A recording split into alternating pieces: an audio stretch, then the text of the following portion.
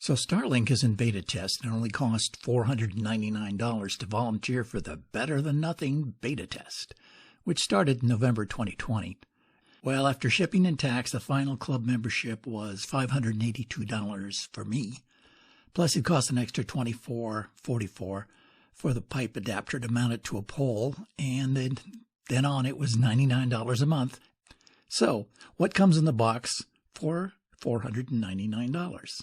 The box is sturdy, and the items are in a plastic shell case with a large, simple direction page on top. The box contains a tripod base to support the dish on the ground or another flat surface. The dish comes in a stowed position and will seek the correct aiming position by itself. You don't have to point it.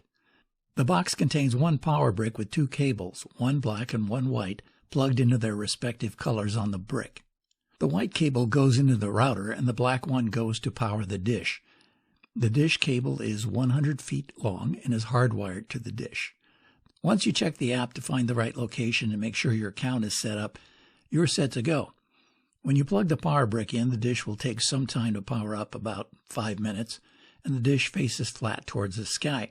Once it detects a satellite signal, it aims itself towards the satellite path, and your phone app will tell you if it's connected and show a stats page with the basic data. After about 12 hours, it will have enough data collected to tell you how much time there is between blockages.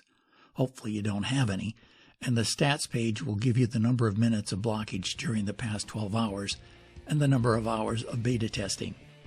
And that's what you get for $499 plus tax and shipping. Good luck. Please click like so that others will see this, and subscribe to receive notification when in-production videos are released.